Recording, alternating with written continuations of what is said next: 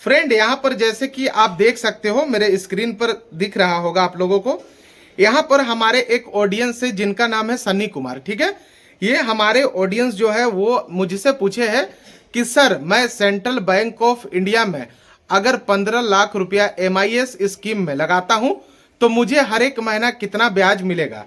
तो आइए मैं इनका जवाब देता हूं अपने इस वीडियो में। तब चलिए फ्रेंड, ज्यादा समय ना लिए हुए वीडियो को स्टार्ट करता हूं और ये जो हमारे सन्नी भाई है इनके आंसर देता हूं जवाब का, जो भी ये मेरे से पूछे हैं। तो फ्रेंड जैसे कि अभी आप मेरे स्क्रीन पर देख रहे होंगे, यहाँ पर लिखा हो सेंट्रल बैंक ऑफ इंडिया। तो आइए ये जो सन्नी भाई हमारे ऑडियंस है उन्होंने जो पूछा था उनका मैं जवाब देता हूँ। तो फ्रेंड जैसे कि अभी आप मेरे स्क्रीन पर देख रहे होंगे, यहाँ पर फ्रेंड लिखा हुआ है central bank of India FD fix deposit और MIS जो है मंथली इनकम स्कीम कहा जा सकता है कि दोनों लगभग सेम है। ठीक है, दोनों का मैं डिफरेंस भी आप लोगों को बताऊंगा। तो यहाँ पर देख सकते हो दोस्तों, 3.5% से लेकर 6.75% का रेट ऑफ इंटरेस्ट आप लोगों को मिलता है सेंट्रल बैंक ऑफ इंडिया में, अगर आप कोई भी पैसा का FD या फिर MIS पे इन्वेस्ट करते हो तो। उसके अलावा बात करूंगा कि कितने दिन से लेकर कितने साल के लिए आप कर सकते हो पैसा को सेंट्रल बैंक ऑफ इंडिया में FD मतलब फिक्स डिपॉजिट या फिर मंथली इनकम स्कीम मतलब MIS। तो 7 दिन से लेकर 10 साल के लिए आप MIS या फिर फिक्स डिपॉजिट कर सकते हो। ठीक है, उसके अलावा दोस्तों बात करूंगा मैं, तो यहाँ पर दोस्तों देख सकते हो, यहाँ पर लिखा हुआ है, यहाँ पर देखिए टेन्योर लिखा हुआ है। उसके अलावा फॉर जनरल पब्लिक और फॉर सीनियर सिटीजन, मान लो आप 1 साल से लेकर और 2 साल से कम के लिए कोई भी पैसा का FD या फिर MIS करते हो तो 6.75% रेट ऑफ इंटरेस्ट मिलने वाला है जनरल पब्लिक को और 7.25% मिलने वाला है सीनियर सिटीजन को। तो अब आप पूछोगे कि जनरल पब्लिक क्या है और सीनियर सिटीजन क्या है। तो जनरल पब्लिक का मतलब ये होता है कि जिनका एज 18 साल से लेकर 60 से नीचे है, ठीक है, तो वो जनरल पब्लिक में काउंट आएंगे, और जिनका एज 60 साल से एबव हो गया वो सीनियर सिटीजन में काउंट आएंगे। तो सीनियर सिटीजन को यहाँ पर rate of interest central bank of India में अगर हम लोग कंपेयर करेंगे जनरल पब्लिक से तो उनको ज्यादा मिलने वाला। ठीक है, उसी तरह मैं फ्रेंड बात करूंगा, अगर 2 साल से अधिक और 3 साल से कम के लिए पैसा को जमा करते हैं सेंट्रल बैंक ऑफ इंडिया में FD या फिर MIS में तो 6.75% और सीनियर सिटीजन को 7.25%। उसी तरह बात करूंगा कि अगर वो जमा करते हैं 5 साल से अधिक के लिए पैसा तो उन लोगों को मतलब जनरल पब्लिक को 6.25% इंटरेस्ट मिलेगा और सीनियर सिटीजन को 6.75% मिलेगा।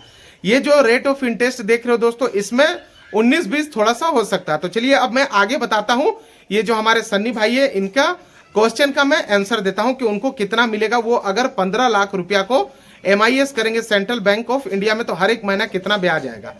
तो फ्रेंड जैसे कि अभी आप मेरे स्क्रीन पर देख रहे होंगे, यहाँ पर लिखा हुआ लेट अंडरस्टैंड विथ एग्जाम्पल। तो हम लोगों को ये जो उनका जवाब है एग्जाम्पल के साथ समझना होगा।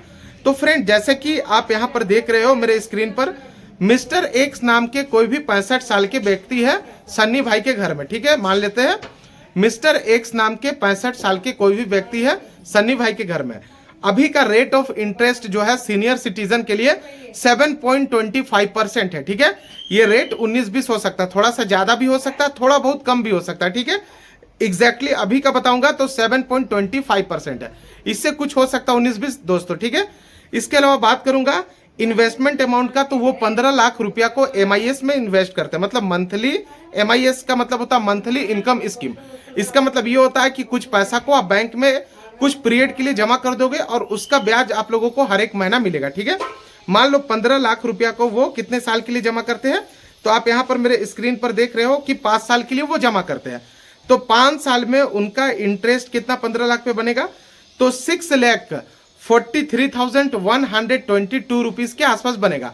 थोड़ा सा 19-20 हो सकता है। ठीक है, थोड़ा सा ज्यादा भी थोड़ा सा कम भी हो सकता है, और इंटरेस्ट का बात करूंगा तो कंपाउंडेड रहेगा।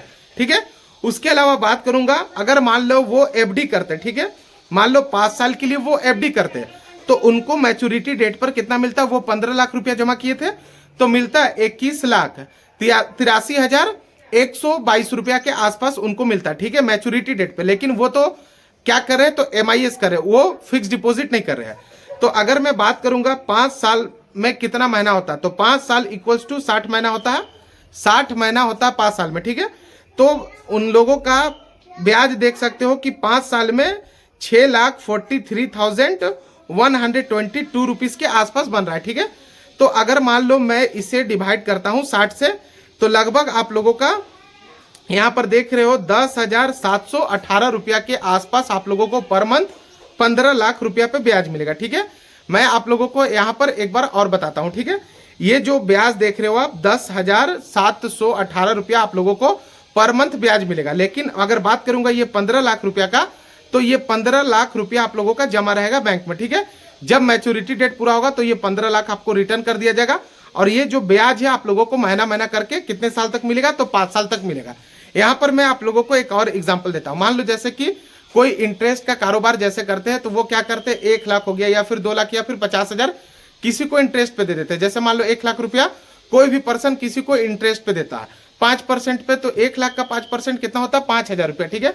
तो 5,000 हर एक महीना, मतलब 5,000 का ब्याज जो व्यक्ति लेते हैं उनको मतलब देना पड़ता है। इंटरेस्ट वाले व्यक्ति को जो पैसा देते हैं उनको देना पड़ता है 5,000 रुपया, ठीक है। तो 5,000 रुपया करके जब तक वो इंटरेस्ट पेड करेंगे तब तक उनको पैसा उनका जमा रहेगा 1 लाख रुपया। जैसे मान लो आप लिए हो पैसा, तो आपके पास उनका 1 लाख जमा, उसके बदले आप उनको हर एक महीना 5-5 हजार का ब्याज भर रहे हो। तो ये कब तक चलेगा, जब तक आपके पास 1 लाख उनको नहीं दोगे तब तक वो ब्याज लेगा। तो इसी तरह यहाँ पर भी है, जब तक आप लोगों का ये टाइम पीरियड पूरा नहीं होगा 5 साल, तब तक आप लोगों को ब्याज 10,000 रुपया के आसपास आप लोगों को मिलते रहेगा। इसमें थोड़ा बहुत इंटरेस्ट लग सकता है, आप लोगों को इतना ब्याज मिलेगा। लेकिन जैसे 5 साल पूरा हो जाएगा आप लोगों का ये क्या होगा कि MIS खत्म हो जाएगा, ठीक है। उसके बाद आप चाहते हो तो इससे रिन्यू करवा लीजिए, उसके बाद आप लोगों के ऊपर डिफरेंट, मतलब आपके ऊपर डिपेंड करता है, ठीक है। तो यहाँ पर तो आप समझ गए सारा चीज। उसके अलावा मैं आप लोगों को एक और चीज बताता हूँ। देखिए यहाँ पर इन्होंने जो सन्नी कुमार है मेरे से बात की है, वो सीनियर सिटीजन के ऊपर अकाउंट खुलवाने का MIS में। तो सीनियर सिटीजन का अकाउंट इस तरह नहीं खुलता, उसके लिए डॉक्यूमेंट देना पड़ता। तो आइए बताता हूं कौन कौन सा डॉक्यूमेंट उनका मांगा जाएगा। तो यहाँ पर जैसे कि अभी आप मेरे स्क्रीन पर देख रहे हो, यहाँ पर लिखा हुआ है डॉक्यूमेंट, ठीक है। तो सबसे पहले तो उनको एक मतलब 2 पासपोर्ट साइज फोटो रिसेंटली का देना होगा। उसके अलावा देखिए proof of date birth in the case of minor और सीनियर सिटीजन, मतलब माइनर के भी केस में और सीनियर सिटीजन के भी केस में आप लोगों का एज प्रूफ चाहिए। अब एज प्रूफ के लिए क्या मांगा जाएगा, तो आप लोगों का आधार कार्ड पैन कार्ड मस्ट है, ठीक है। आधार कार्ड पैन कार्ड पे आप लोगों का डेट ऑफ बर्थ साफ साफ रहता तो उसमें से हो जाएगा। उसके अलावा बात करूंगा प्रूफ ऑफ एड्रेस के लिए, तो आप लोगों का यूटिलिटी बिल, बिजली बिल या फिर जो भी आप लोगों का वोटर ID कार्ड हो गया, ये सभी चलेगा आप लोगों के एड्रेस प्रूफ के लिए। अब प्रूफ ऑफ आइडेंटिटी के लिए आप लोगों का ड्राइविंग लाइसेंस हो गया, ये सारा डॉक्यूमेंट चलेगा। आधार कार्ड भी चल सकता है, ठीक है। उसके अलावा मैं आप लोगों को एक चीज और यहाँ बताऊंगा कि क्या क्या आप लोगों को अब इसके अलावा फीचर्स मिलने वाला, तो आइए उसके बारे में मैं बताता हूँ। तो मिनिमम आप जो है 100 रुपया का FD या फिर MIS कर सकते हो, कौन से बैंक में, सेंट्रल बैंक ऑफ इंडिया में। उसके अलावा 7 दिन से लेकर 120 महीना, मतलब 7 दिन से लेकर 120 महीना के लिए कर सकते हो। मतलब कितना हुआ आप लोगों का 120 महीना का मतलब 10 साल हो गया, ठीक है। उसके अलावा बात करूंगा कि लोन कैन बी अवेल, मतलब लोन फैसिलिटी मिला गया।